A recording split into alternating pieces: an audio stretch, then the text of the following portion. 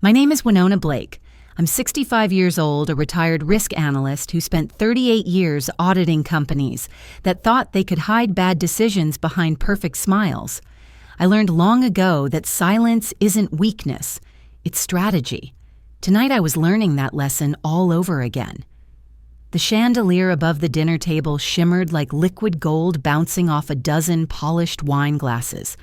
I could hear the soft hum of polite laughter forks tapping on china, and somewhere the shallow rhythm of someone waiting to be cruel. That someone was my future daughter-in-law, Madison Rivers.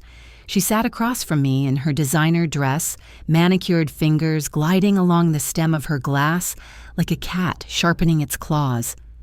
My son Caleb was beside her, nervous, trying too hard to make the evening perfect. I just told them softly that I had left my old job. My doctor had said stress could trigger my arrhythmia again, so I chose health over another contract. Simple, honest, human. But Madison leaned forward, her voice slicing through the warmth like cold air. You left your job. Again. You're unemployed again. If you're still listening, let me know where you are. Every comment you leave is another mark on this journey. And if this story touched your heart, don't forget to subscribe so it can reach even farther. The table went still. My fork froze halfway to my plate. She smiled wide and fake, tilting her head with that effortless cruelty young people mistake for confidence. How does it feel to be a loser at your age? Her laugh was thin and bright. It clinked against her wine glass like ice breaking. Around us, conversation died. One of Caleb's colleagues coughed. His wife looked down at her napkin. My son didn't say a word. And in that moment, everything I'd ever believed about grace, about restraint, gathered like thunder behind my calm face. I set my glass down gently, deliberately, and looked straight at her. How does it feel to know you won't live rent-free in my house anymore? You could have heard the air leave the room. Madison's perfect smile cracked in slow motion. Her lipstick seemed too bright under the light. For a heartbeat, nobody moved. The room felt weightless, suspended between humiliation and realization. Then I smiled. Just a small, polite one, the kind I'd practiced in corporate meetings when someone tried to lie to me with confidence. Since you asked, I added quietly, that's how it feels. I lifted my napkin, placed it neatly beside my plate, and stood. The chair scraped against the hardwood sharp vinyl. Please finish dinner, I insist. The chandelier light caught the rim of my wine glass as I walked away. For a second, it gleamed like a blade. Behind me, I heard Caleb whisper, Mom. But I didn't stop. I had spent a lifetime teaching people numbers have consequences. Tonight, I was teaching manners do too.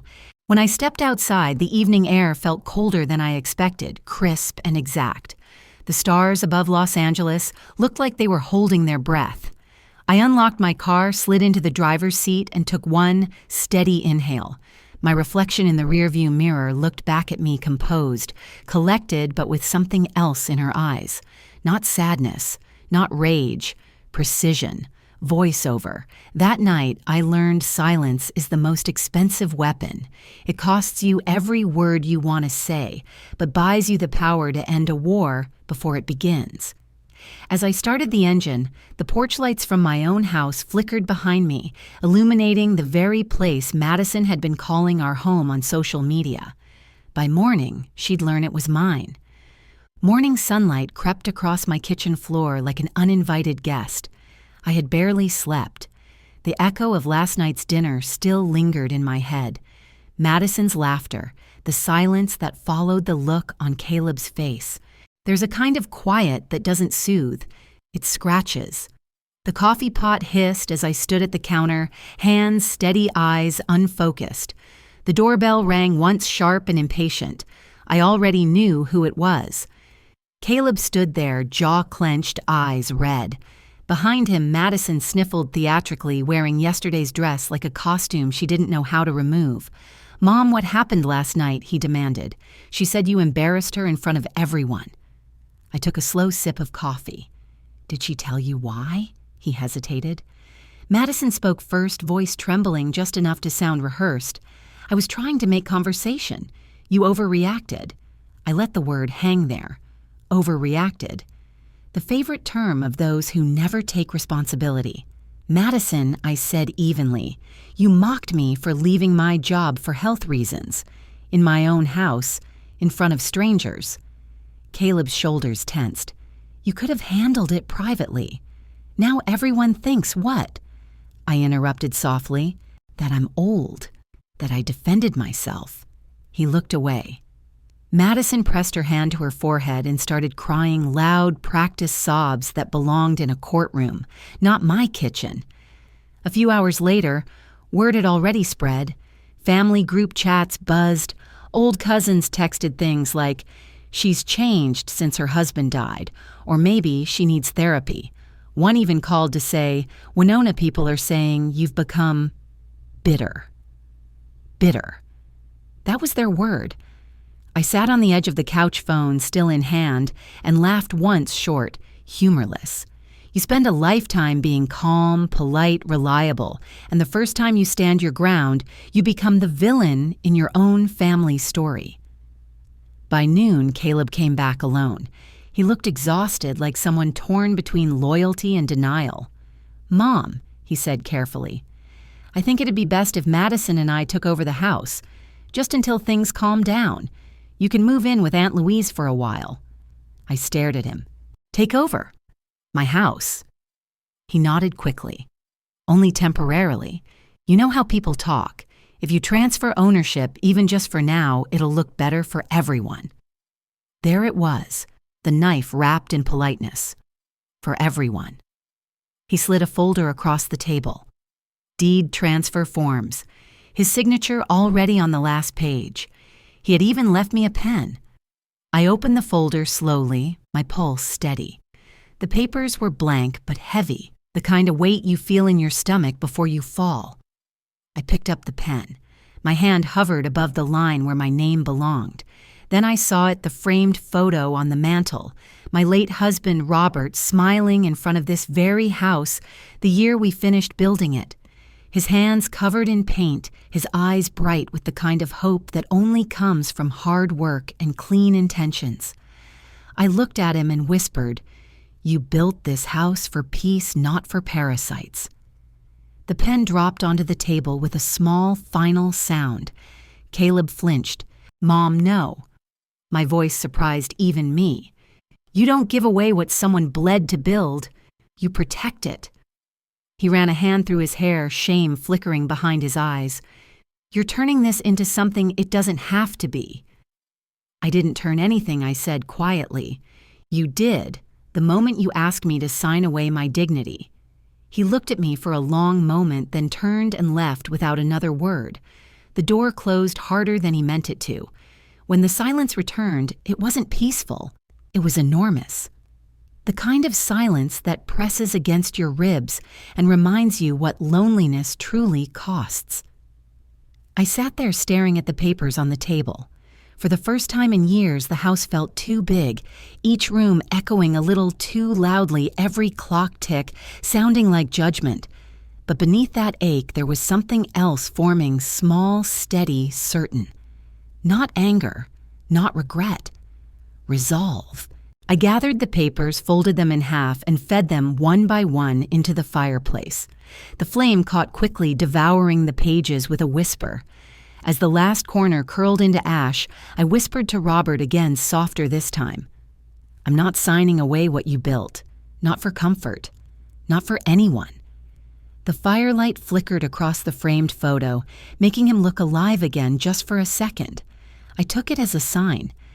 That night, I slept for the first time in weeks alone, but finally at peace with the price of my dignity. That morning, I stepped outside to water the front roses.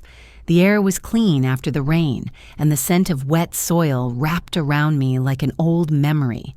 That's when I saw her, Dr. Helena Moore, my next-door neighbor. She'd moved in about a year ago, a tall, silver-haired widow with sharp green eyes and an energy that made silence interesting.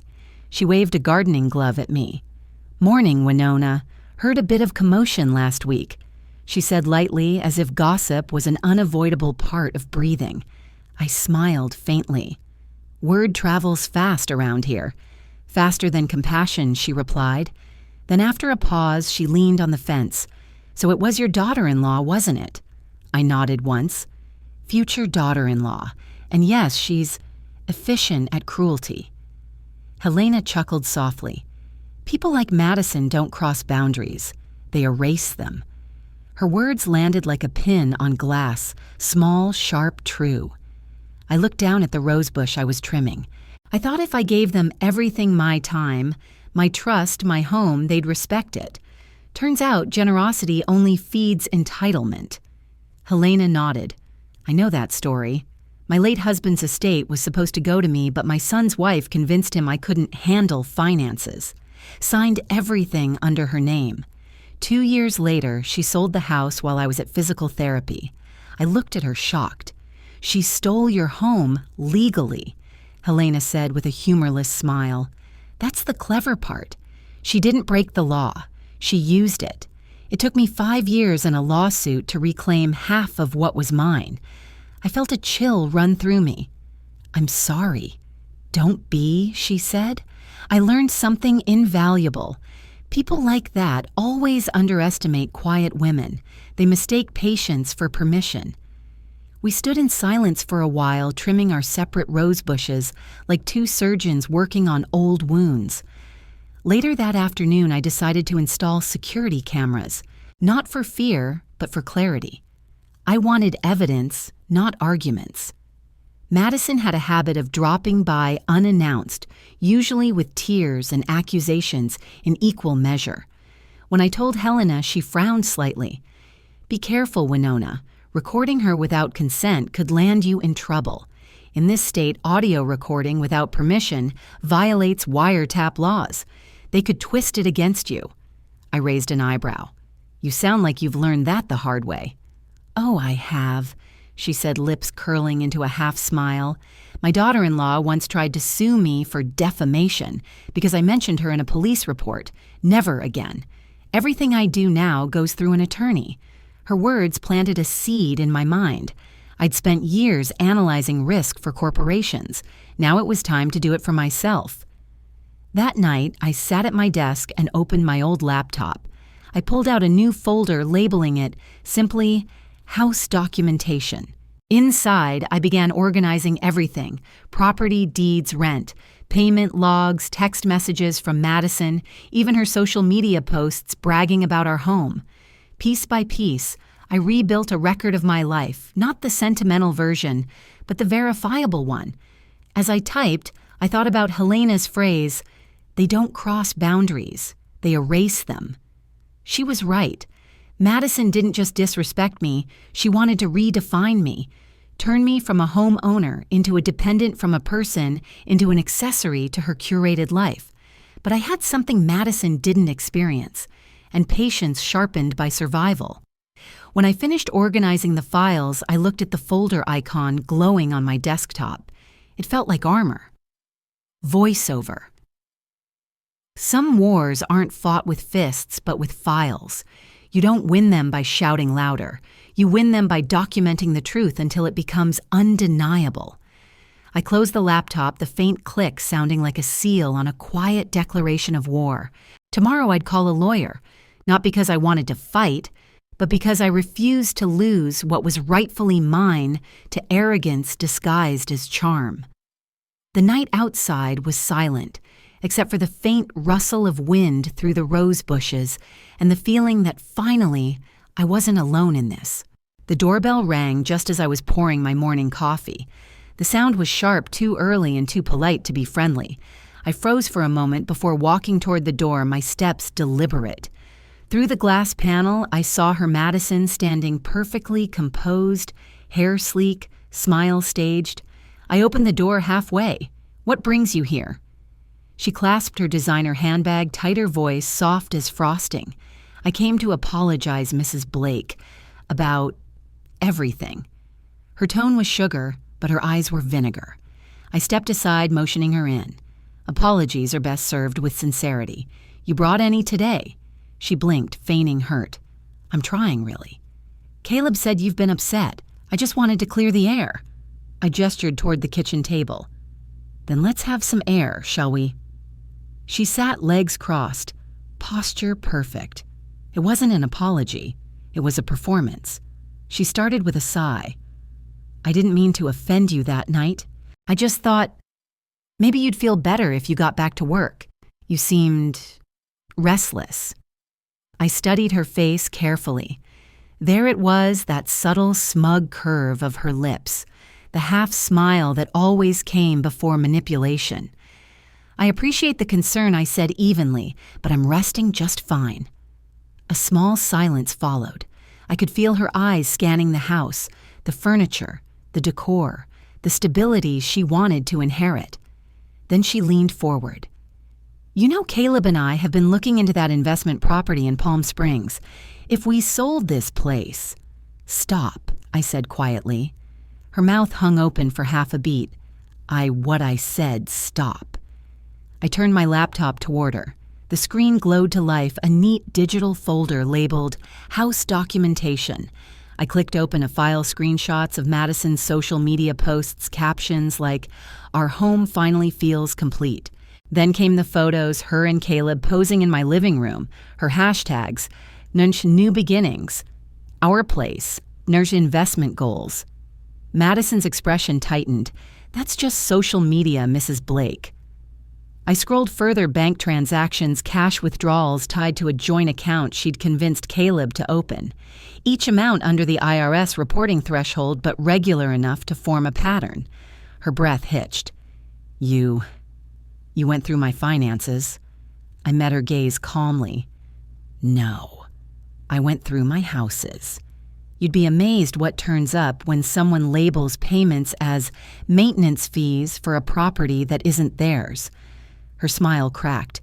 You wouldn't dare expose this. Caleb would try me. The words left my mouth before I realized how steady they sounded. For the first time since that dinner, Madison had no comeback. Her jaw twitched, hands trembling as she grabbed her purse. You're making a mistake, she hissed. I stood as she did, voice low but firm. The mistake was underestimating me. She stormed out, heels clacking like small explosions on the hardwood. The sound lingered long after she was gone. When the door finally shut, the silence collapsed around me. My hand trembled. I looked down. The coffee I'd been holding had spilled across the counter, dripping onto the floor. I grabbed a towel, crouched to wipe it, but my knees felt weak. My chest tightened, not from fear, but from the weight of holding composure too long. For a moment, I wasn't the ice-calm woman who outsmarted a liar.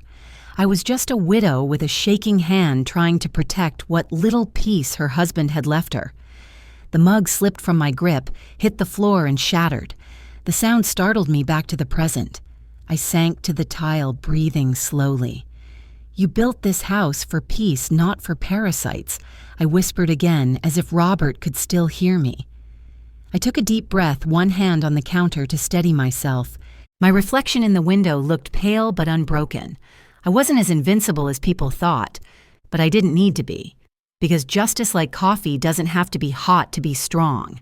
And mine was just beginning to brew. 3 days after Madison's visit, a thick envelope arrived at my doorstep. No return address, just my name typed neatly across the front. I knew that kind of envelope, heavy paper, sharp corners, too official to mean good news. Inside was a cease and desist letter, drafted by an attorney from some mid-tier downtown firm. The words were polished, venomous, and absurdly theatrical. Our client, Ms. Madison Rivers, hereby demands that you immediately remove and destroy any surveillance equipment installed on or around the shared premises and cease the unlawful recording of her person. Failure to comply will result in legal action under state privacy law. My hand didn't shake, but my stomach turned. They were accusing me of invading her privacy in my own home. Attached was a printed photo, one of the cameras I'd installed under the eaves. Someone had taken a picture of it. Someone had been watching me watching them. I sat down at the kitchen table, the same one where she'd smirked at me days ago, and reread every line. I felt the first flicker of something I hadn't felt since Robert's funeral: exhaustion. A few hours later, Caleb showed up. He didn't even knock, just walked in, holding his phone, eyes clouded with confusion. "Mom Madison told me you're spying on her. She says you've been recording conversations." "What's going on?" I exhaled slowly. I installed cameras for my safety. "She's the one who—" "Do you realize how bad this looks?" He cut in. "She's pregnant, Mom. You're stressing her out." The word pregnant hit like a cold wave. For a second, I said nothing. Then quietly, "Is she?" He hesitated just long enough for me to know the answer didn't matter. It was leverage, another move in her game. "Caleb," I said softly, "you grew up in this house. You know me. Do you really believe I'd violate anyone's privacy?" His eyes flickered, guilt, doubt, love. But then the armor came back on. "I just want peace." "So do I replied. "That's why I'm protecting myself." He rubbed his face, groaning, "Can you just remove them?" "Please, for me?" I didn't answer, and that silence said everything. He left frustrated, muttering something about lawyers and paperwork ruining families. The door slammed and I was alone again. The letter lay open on the table, its neat black ink staring up at me like judgment.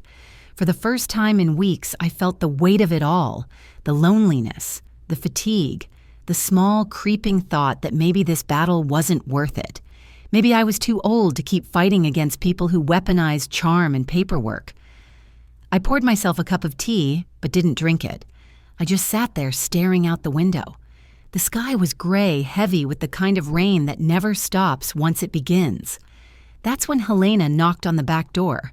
She didn't wait for an invitation, she never did. She took one look at the papers on the table and frowned. "Cease and desist," she asked. I nodded, voice flat. "Apparently I'm a criminal for installing cameras on my property." Helena read the first few lines, then scoffed. "Amateurs. This isn't about law, it's intimidation. They want you rattled." I leaned back, defeated. "Well, it's working." She looked at me sharply. "Winona, listen to me. People like them don't need to win. They just need you tired. That's how they take things from those too exhausted to guard them." I stared at her, the words settling somewhere deep. "They want you tired, not wrong." She nodded. "Exactly. So don't give them what they want." After she left, I sat in silence again, her words echoing in my mind. Outside, the rain had started. It traced thin lines down the glass, blurring the garden beyond. I watched the droplets gather, merge, and fall, just like the choices piling up in front of me. I walked to the window keys in hand. The metal felt cold against my palm, familiar grounding. I looked at my reflection in the glass, an older woman, tired but unbroken. "Not today," I whispered. Not surrendering, not apologizing, not giving away what peace remained. The thunder rolled outside, low and deliberate. I tightened my grip on the keys, the symbol of ownership, of control of self. Tomorrow I'd call my attorney, but tonight I would stand guard over what was still mine. Because sometimes survival isn't about winning, it's about refusing to lose on their terms. The phone buzzed on the kitchen counter like an accusation. I had grown used to its little interruptions. I reached for it without haste. The screen showed Madison's name and a short line of text already highlighted. "He's gone. The old bat's asleep." For a heartbeat, the world narrowed to that message. Not anger, not triumph. Just the hollow, almost clinical recognition that a mask had slipped. Someone I thought reckless had been reckless in a way that proved everything I suspected. I could have called Caleb. I could have called her out in front of the neighborhood. I could have let fury be the engine of everything that followed. Instead, I did what I had spent my life doing. I calibrated my response. I tapped a reply. One line, no flourish, no accusation, wrong recipient. The effect was immediate. The read receipt blinked. Then another message arrived, rapid, frantic, and naked in its panic. "Oh my God, Dorothy. I am so sorry. I thought I was sending this to Jay. Please don't tell Caleb. Please." I didn't mean the sentences unraveled into please. I set the phone down and made tea. The kettle sang like a small, indifferent clock. Madison's messages kept coming. She begged, she flattered, she offered explanations that read like rehearsed excuses. Her next move was theatrical. She came to the door within the hour, cheeks wet and contrite, knelt on my porch as if at an altar. The neighborhood lawn looked on. Neighbors glanced through curtains. Caleb later told me he saw her there and felt shame in ways I did not. She held her hands out as if confessing to sins of love rather than to calculated betrayal. She did not cry for the heart she had hurt. She cried for the exposure of the life that made her comfortable. I let her weep at my threshold.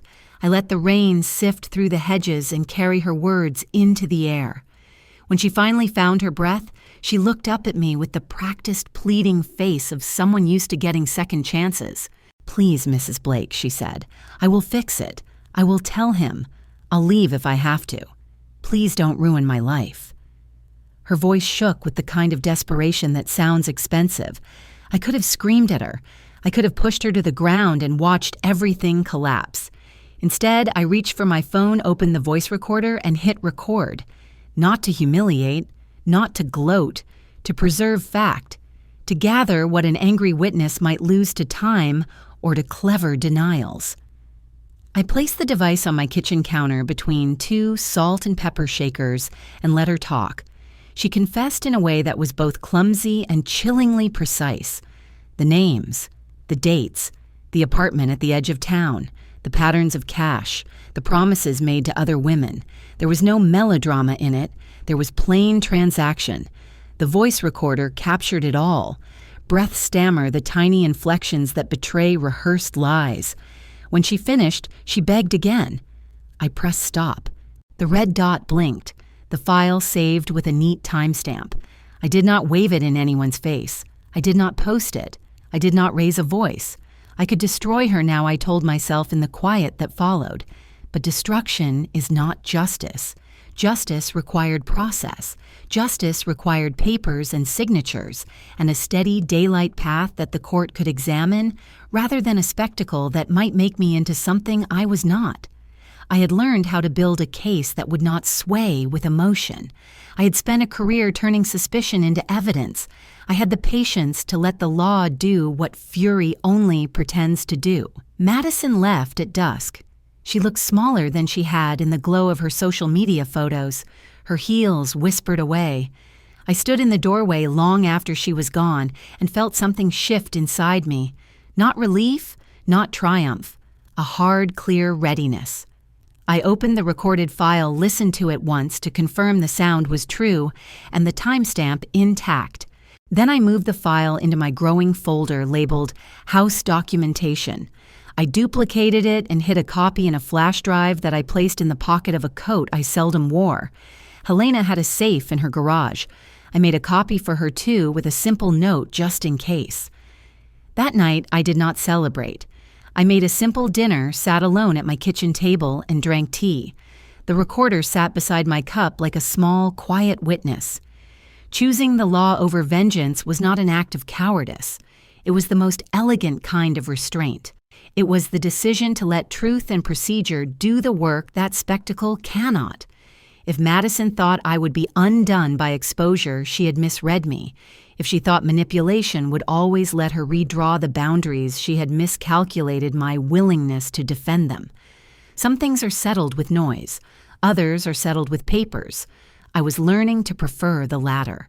Caleb came home on a Tuesday morning long before the sun had burned through the fog that always sat heavy over the cul-de-sac. His car door shut too gently the way a guilty man closes something sacred. I knew the sound before I even looked up from my paperwork. When he stepped into the doorway, he didn't speak right away. His eyes were swollen and his hands looked like they didn't know where to rest. He stood there for a long moment, the silence between us filled with everything we hadn't said in months. Finally, his voice cracked through it. "Mom," he whispered, "I thought you were lonely. Turns out you were just strong alone." There was no accusation in it, just realization, the kind that doesn't come easy for men raised to think strength only looks loud. I closed the folder in front of me. "Sit down, Caleb." He did. Then, like a confession too long kept the truth poured out. He'd found messages, transfers, photos, Madison's late-night phone calls that didn't match her stories. She said it was business, he muttered. But the more I looked, the more I realized there wasn't any business. I didn't interrupt. I just listened, because a mother's silence sometimes heals faster than her words. When his tears came, I let him cry. No lectures, no "I told you so." Just the quiet sound of a man unlearning a lie. After a while, he said softly, "Can I help you go through her things?" It was a question, but also an offering. The first bridge he'd built back toward me in months.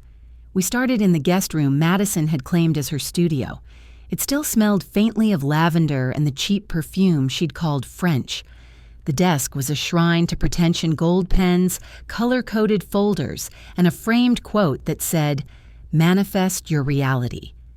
Caleb pulled open a drawer and froze. Inside was a stack of printed documents, bank forms, design contracts, invoices, except something about them looked wrong. The signatures were copied, the amounts too clean, the formatting slightly off.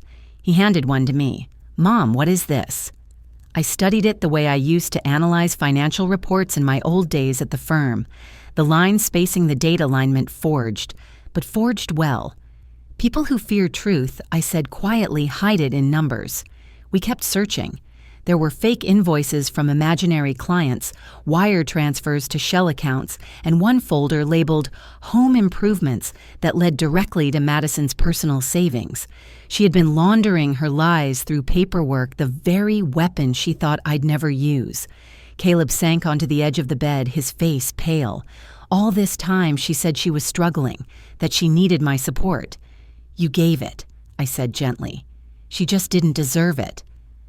The sunlight began to fade as we stacked the documents into neat piles. By the time the last drawer was empty, the room looked hollow, stripped of pretense, finally honest. Caleb helped me carry everything into the kitchen. We laid the files on the table under the warm yellow light of the pendant lamp. The clock on the wall ticked steadily, the same rhythm that had filled our home since he was a boy. He poured us both tea without asking.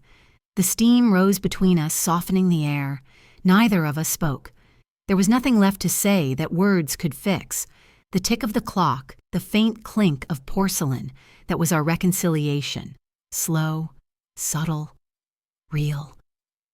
For the first time in years, I saw my son not as a man divided between love and guilt, but as the boy who used to sit on this very counter, swinging his legs, asking endless questions about the world. He reached across the table, his fingers brushing mine. "I'm sorry I didn't believe you sooner." I gave a small smile. "You believed when it mattered." Outside, the rain had stopped. The streetlights flickered on one by one, casting soft halos through the window. Inside, time itself seemed to pause. Healing rarely announces itself.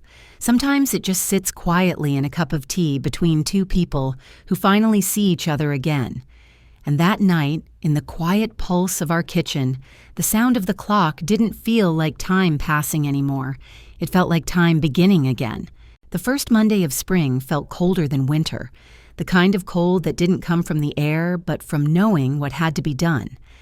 I sat at my kitchen table, the same one where I'd once shared breakfast with my son, where Madison had laughed too loudly, where tea had become ritual, and opened my laptop. The folder, House Documentation, blinked on the screen, heavy with everything I'd collected, screenshots, financial records, voice recordings, copies of falsified contracts, even the recording of Madison's trembling confession. My cursor hovered over an email draft addressed to Detective Laura Chen of the county's Financial Crimes Division. Helena had given me her contact, saying, "She's one of the good ones, the kind that listens before she talks." I attached the files one by one, feeling the small weight of every document, every truth, finally leaving my hands.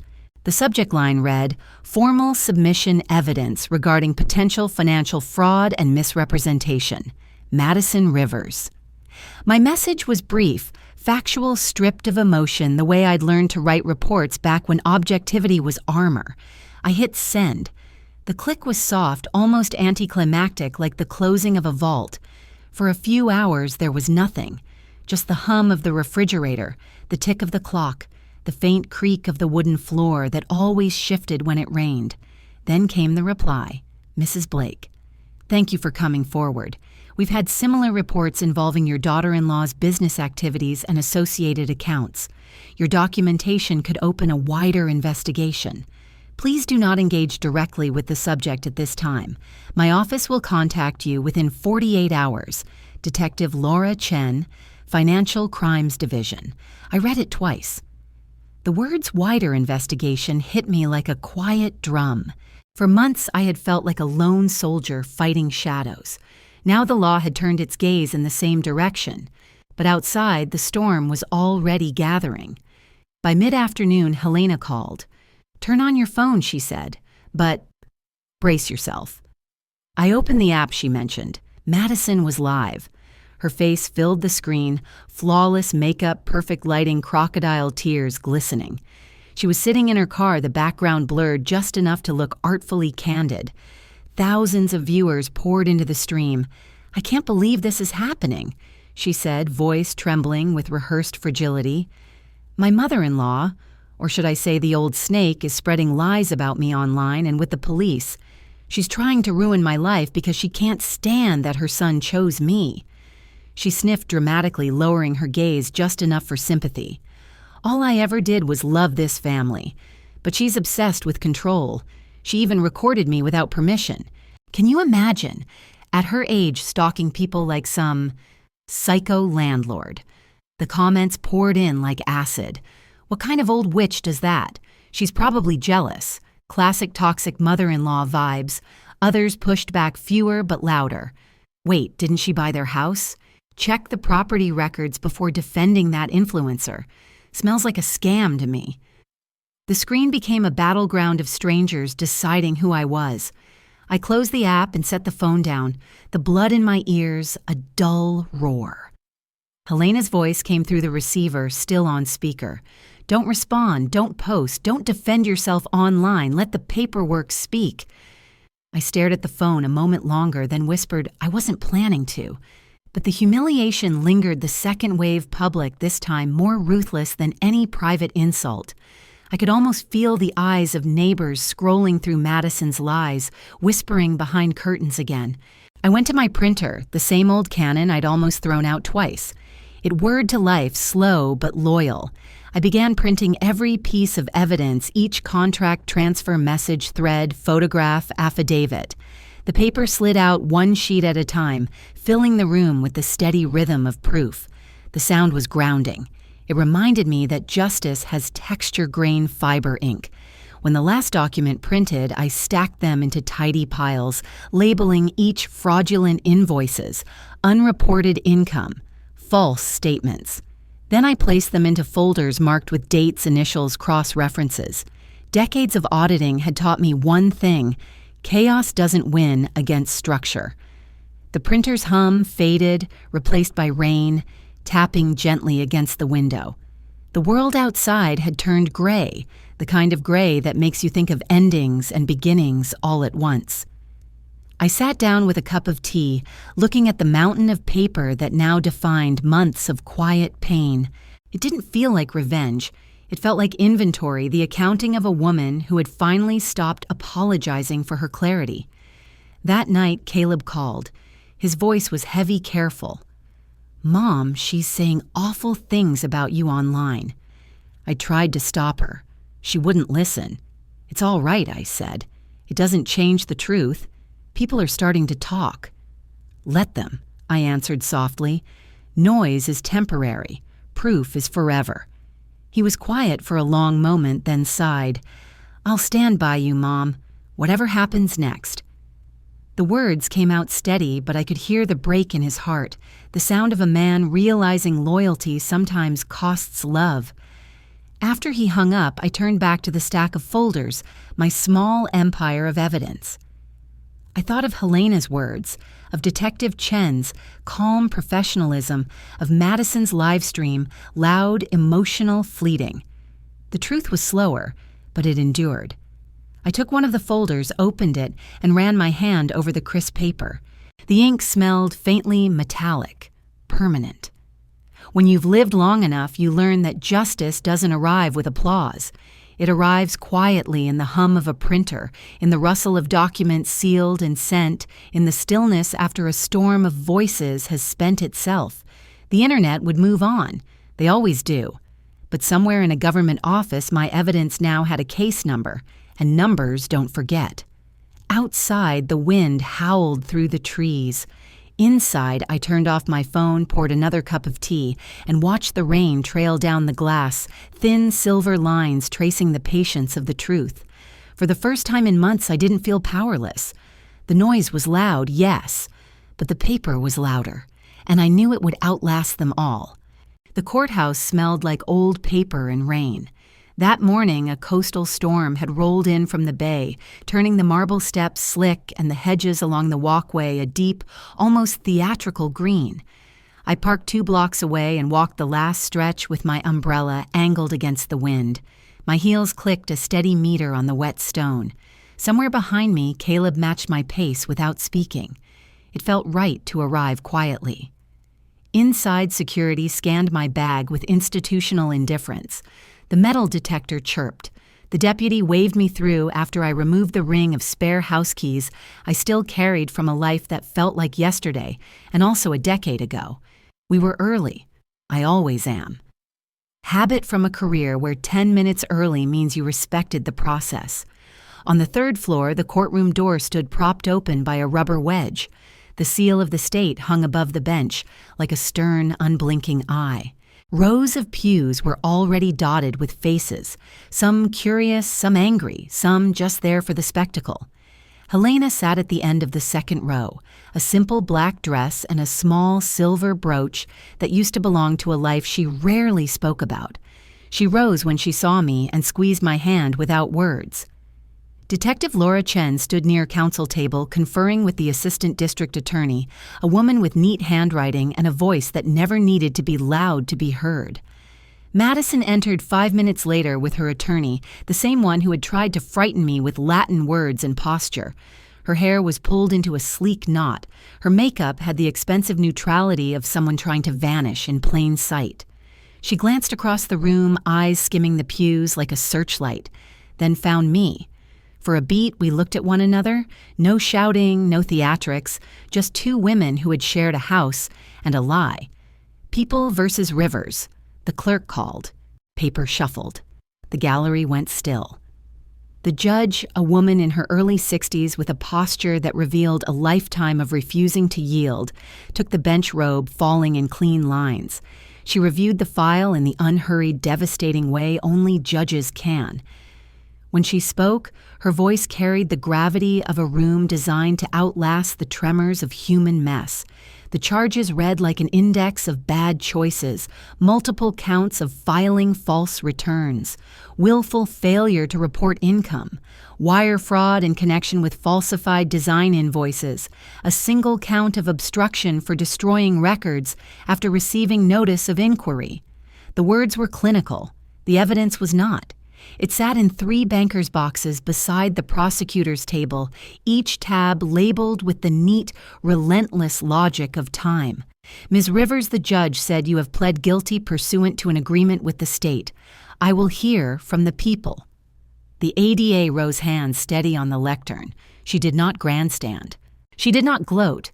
Instead, she walked the court through a slender road of facts, 1 stone at a time, screenshots with timestamps, bank deposits that bloomed on Fridays like clockwork, cash transactions that matched her own clients' public posts, invoices for renovations that somehow deposited into a personal savings account with a nickname no one uses on official paperwork.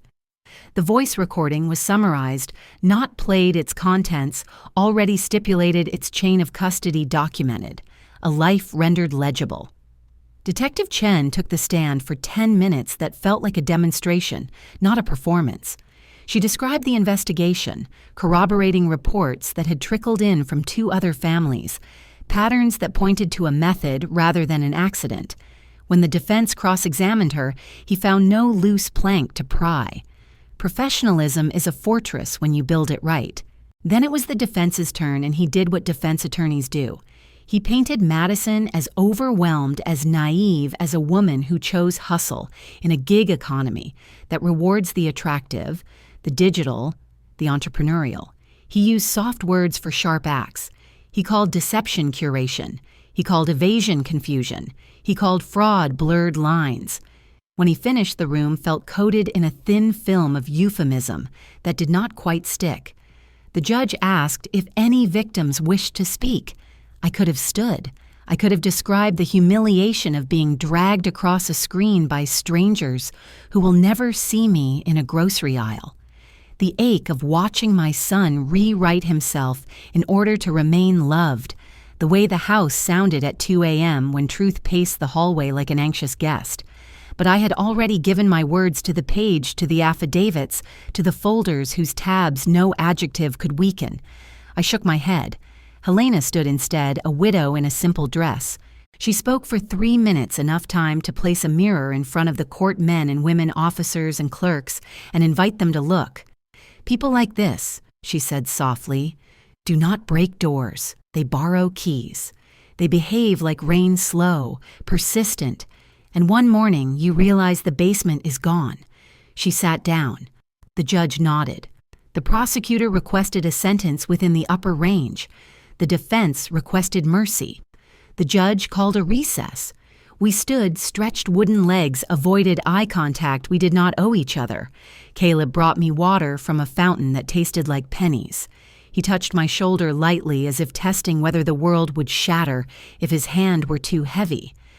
When court reconvened, the judge's expression had shifted by a degree so small only those who live in rooms like this would notice. She folded her hands. "Ms. Rivers, you are 31 years old. You are educated, and you possess the kind of intelligence that could have built a respectable life. Instead, you built a profitable performance, one that depended on the labor and homes of others, and on the belief that the internet can launder reality." She paused. "You have pled guilty. The court finds the plea knowing and voluntary. I have considered the submissions, including letters on your behalf and statements from the victims. Restitution will be ordered in the amount specified by the stipulation. As to custody, the room held its breath. The sentence of this court is 30 months in state custody, followed by 3 years supervised release, a fine, and full restitution.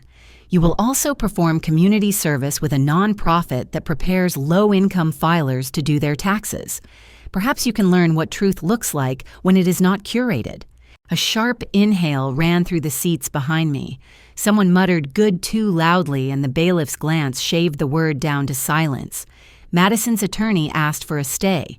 Denied. He asked for a delayed surrender date. The judge looked over her glasses. "I am not persuaded." She signed the order with a fountain pen that had probably outlived 3 docket software systems and an era of polite lies. They cuffed Madison at counsel table. The sound was not television loud. It was small 2 steel sighs that ended a season. Madison turned her head then and met my eyes. What lived there wasn't the certainty she'd once worn like perfume. It was a mixed volatile thing, resentment braided with fear. We held that look for a heartbeat that did not heal anything. I did not gloat. She did not apologize. There are meetings that are not built for closure, only for accuracy. On the way out, a knot of freelancers and local press clustered near the corridor, microphones blooming on thin sticks, the badges around their necks flashing like fish in a quick current. "Mrs. Blake Winona, just a statement," one called. "How does it feel to win?" another asked. A third younger voice. "Is it true you secretly recorded your daughter-in-law and now you've destroyed her life?" I stopped, turned slightly so they could all see my face, and spoke with the clarity I reserve for instructions that must be followed. "I don't need the world to know she fell," I said. "I just need her to know I stood." Then I walked past them. Some stories increase when aired. This was not one of them. Outside, the rain had softened to a fine silver mesh. Caleb opened the umbrella. We shared the small circle of dry like a little country with a temporary border. He didn't speak until we reached the bottom step. Then he placed his palm on my shoulder in the same gentle way he had in the hallway this time, without hesitation. "Mom," he said, "you won." I looked toward the sky where a wedge of blue was trying to argue with the cloud. There are victories that feel like parades. There are victories that feel like a door closing softly in a house that is finally safe again. "No, Caleb," I answered. "We're free. That's enough." We walked to the car. The umbrellas around us looked like ink blots. People read what they want in those shapes. That's the trick of crowds and scandals.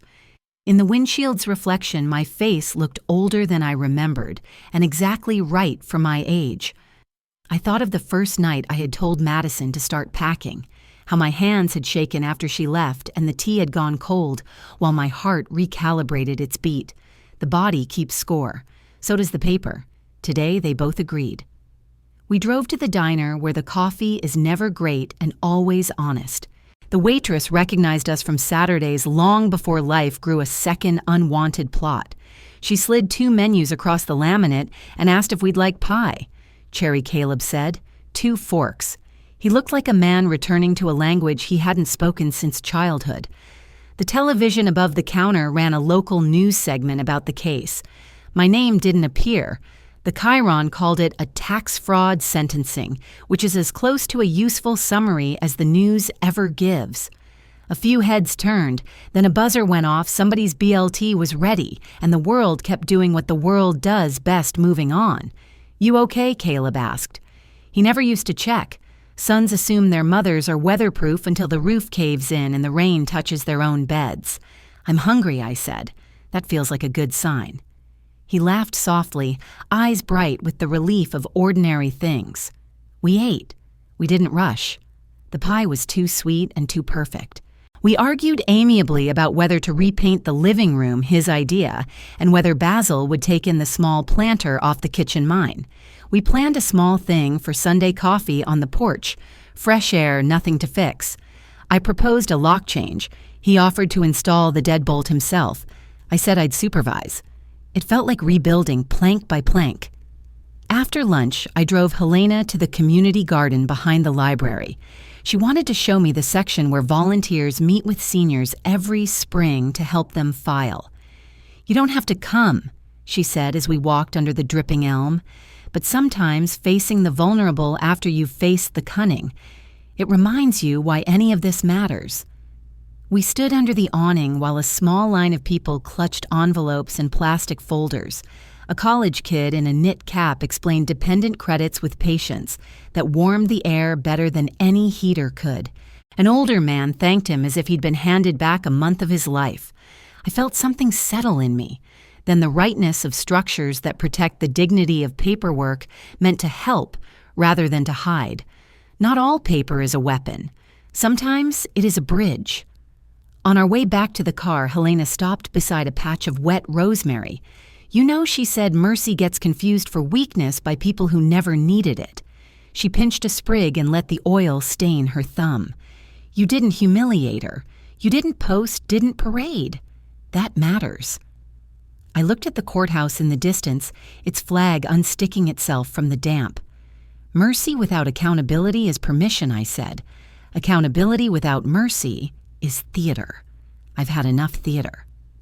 That evening, when the house was quiet and the storm had rolled away, I unlocked the file cabinet in my study and slid the final folder into the back, rivers closed. I did not shred it. Justice can live with memory. It does not fear it. I closed the drawer and listened to the click. The sound traveled through the floorboards, the beams, the frame until it felt like the house itself exhaled. Madison would serve her time. She would write letters to courts and influencers and anyone who might listen, telling new stories about an old event. Perhaps one day she would understand the difference between reinvention and integrity. Perhaps not. That no longer belonged to me. Before bed, I brewed chamomile and stood at the kitchen window. The garden was rinsed clean. The motion light triggered by a stray cat blinked on and off. For once, it did not make me tense. I touched the countertop where so much had been decided with a steady hand and a calm voice. I thought of the sentence I had given to the microphones in the hallway, a line that had risen in me without rehearsal, because it had been true for a long time. I don't need the world to know she fell. I just need her to know I stood. Behind me, Caleb cleared his throat. He had a toolbox in his arms and the look of a man who wanted to build something you could measure. "Deadbolt," he said. "I'll be quiet." "Be loud," I answered and smiled. "Let the house learn your steps again." He set to work while I sipped tea. The drill whirred.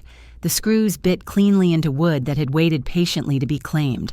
When he finished, he tested the lock twice, and then a third time, because some rituals bless a place more than any prayer. He turned to me. "Secure," he said. "Free," I corrected gently. We turned off the lights. The hallway kept its peace. Upstairs, I opened the bedroom window an inch to let the last of the rain-cool air pass through. My husband's photo on the dresser caught a sliver of moon. He looked like himself again, steady, a little amused, the way he did when I solved a problem by making a list and a pot of tea. Justice with mercy, I whispered into the dark, not as a slogan, but as inventory. I lay down and let the house hold me the way a good verdict holds a city, not loudly but surely. Sleep came softly like paper settling in a drawer, like a door that knows how to close without slamming, like the first quiet after a storm that has finally run out of names. Spring returned, the way good music returns, not louder, just clearer. The rosemary outside the kitchen window shrugged off winter. The camellias fattened their buds and placed them along the branches like careful promises. 1 year had passed since the courthouse. 1 year since the door closed softly behind a season I would not revisit even in memory without purpose. The house felt different now, not because the furniture had moved, but because the air had learned our names again. Caleb replaced the porch boards last summer. Helena taught him how to set the screws so the grain would not split. They worked in companionable silence while I brewed iced tea and read the instructions aloud as if instructions were a spell. Later, Detective Laura Chen sent a brief card the way public servants who do not seek applause send gratitude, handwritten neat, almost shy. "Thank you for trusting the process." That was all, and it was enough. The file with Madison's name rested in the back of the cabinet, not as a threat, not even as a trophy, but as proof that paper can end what cruelty begins. On the first warm Saturday of April, I carried a chair to the porch and set it where the morning sun braided through the rail. The cup I chose was plain white with a thin blue band. The stemmed glass beside it was a crimson echo of a life lived fully enough to require both coffee and wine in its vocabulary. I have learned to set both on the same table. Humiliation and peace, like red and black in a ledger, can exist on one page without canceling each other. That is not contradiction, that is accounting. Helena walked over from next door just after 9. She wore the hat I bought her at the community market, the one that makes her look like an old movie star who survived the film and then chose the garden. She carried a small stack of envelopes tied with a bit of string. She held them like bread. "Mail from the library box," she said. "You know the little basket where they drop anonymous notes for the tax clinic? Some are for you." She sat, placed the stack on the table, and waited. Helena never opens another person's letter. Reverence is part of her posture now. I untied the string. The first envelope was pale green. The handwriting had the care of someone who hasn't written in a long time and wants each curve to behave. The paper smelled faintly of dryer sheets and hope. "Dear Mrs. B," it began, "anonymity is a tender courtesy in a small town. I listened when they said terrible things about you online. I believed some of it because belief is easier than research. Later, I heard the truth. I saw what happens when a woman stands without shouting. I thought my life would collapse if I told the truth about my husband's second phone and the account I wasn't allowed to see. It did not collapse. It rearranged. I am writing this from my sister's couch with sunlight on my feet. Thank you for reminding me that boundaries are not walls. They are doors with keys I get to keep. It ended with a first initial and a flourish that looked like a small wing. I folded it carefully, placed it back in the envelope, and slid the envelope under the coffee cup as if weight could sanctify gratitude. The second letter was shorter. Because of the workshop at the garden, I filed my own return for the first time. I am 73. Do not laugh. They owed me $212. I bought new tires and a dress that tells the truth about my age. Love, M. I smiled, the kind that begins in the chest and does not need to reach the mouth to be real. Helena read my expression the way she reads weather. She nodded and waited for the third letter, the one she'd already seen. This one was typed, not printed, and the format revealed a person who lives in worlds with margins. It came from a woman in the next county. Her name I will not repeat, because redemption grows best in shade. Mrs. Blake, it said, you do not know me. I watched your daughter-in-law. I admired her until admiration felt like imitation, and imitation began to cost me more than money. I thought power meant never apologizing to anyone for anything. Then I heard a line from you on a friend's show, just a sentence, anonymous, clipped exact. You said mercy without accountability is permission. Accountability without mercy is theater.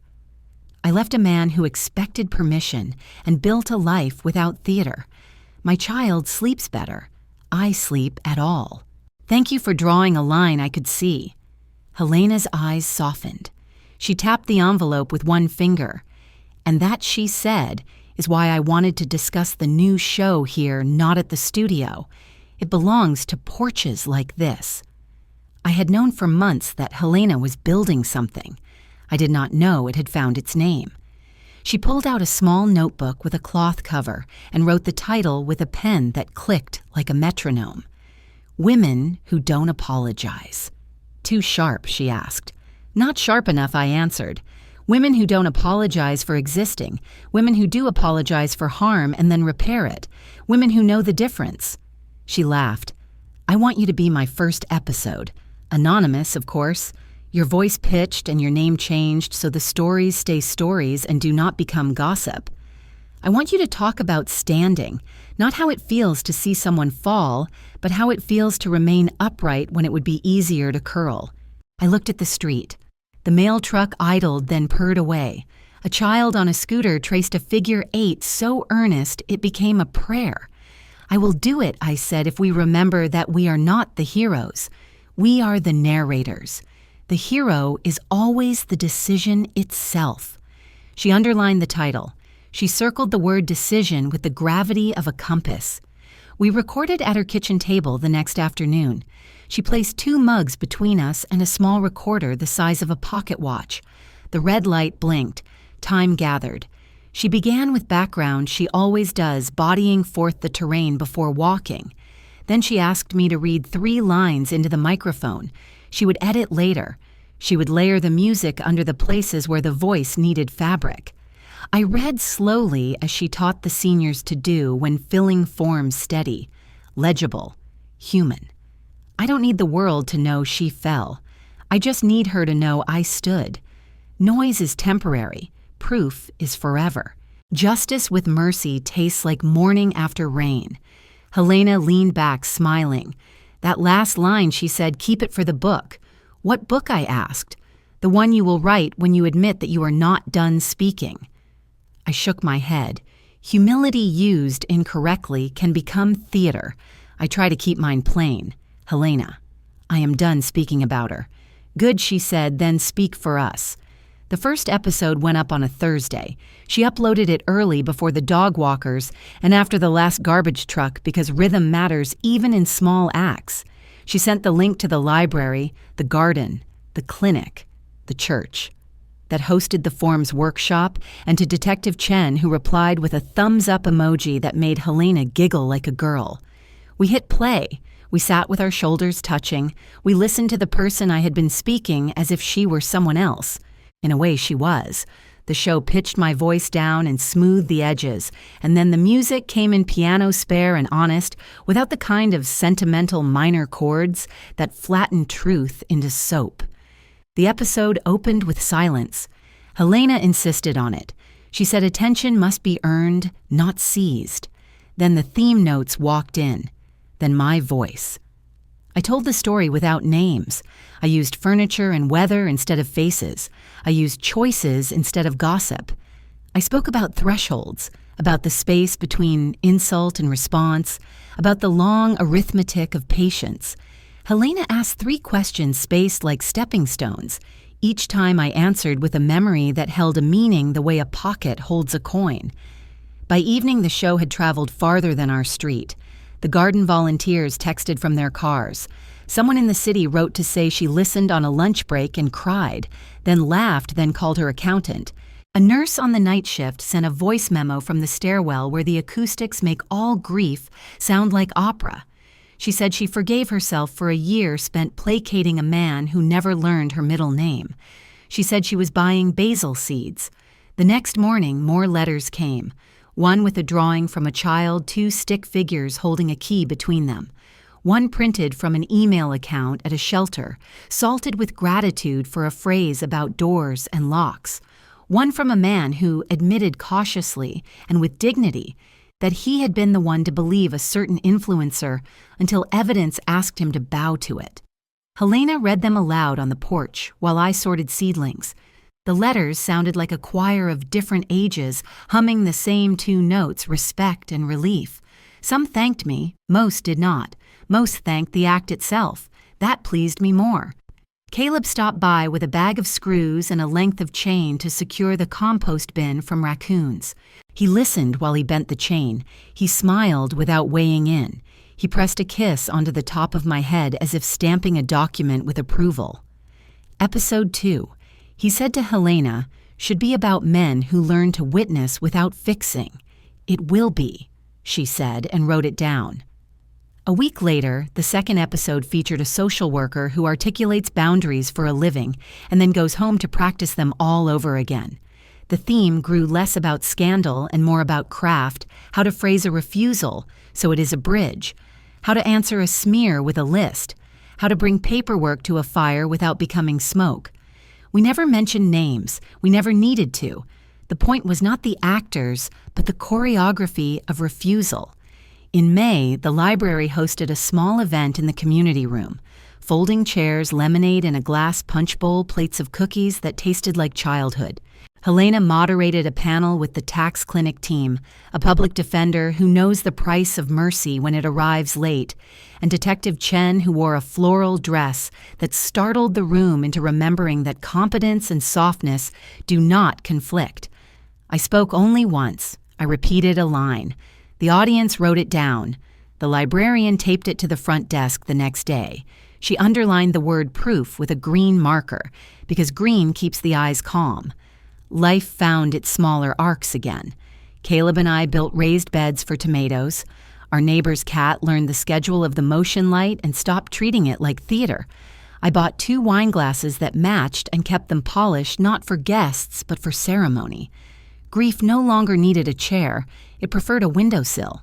On the anniversary of the courthouse, the sky mirrored the one we had left behind, rain threaded like silver wire through the morning.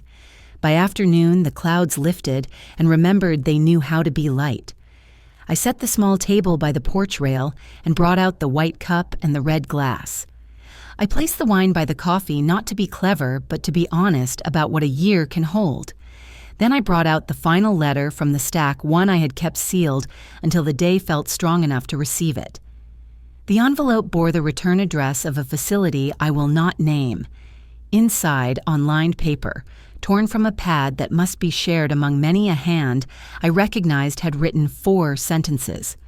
The letters leaned as if wind pushed from the left. I am told I should write to apologize. I do not know how to do that correctly yet. I am told I should take responsibility. I am trying. They played your sentence for us in group, the one about standing. I do not know if I will learn to stand. I am learning to sit without lying. I set the page down. I let the words be exactly what they were, insufficient and sincere. Helena read it twice. She did not editorialize. Read this on the show, she asked. No, I said. Not yet. Let the sentence belong to her before it belongs to us. We sat a long while without speaking, watching the street resume its day. An old couple counted steps as if they were measuring the block for a quiet parade. A teenager practiced a trumpet on the curb and startled a flock of starlings into choreography. By late afternoon, the porch held the kind of light that forgives every scuff and makes even unpaid bills look handsome. Helena cleared her throat and opened her phone. Before I forget, she said, I want to cut a short trailer for the podcast. I want your line at the end, not as a slogan, as a sip.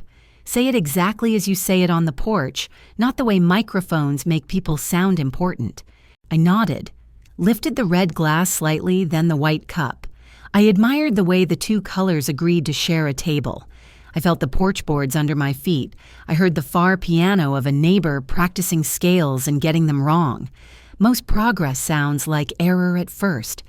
I looked past the rail to the horizon of our small street and then down to the two vessels that had carried me through a year of unlearning.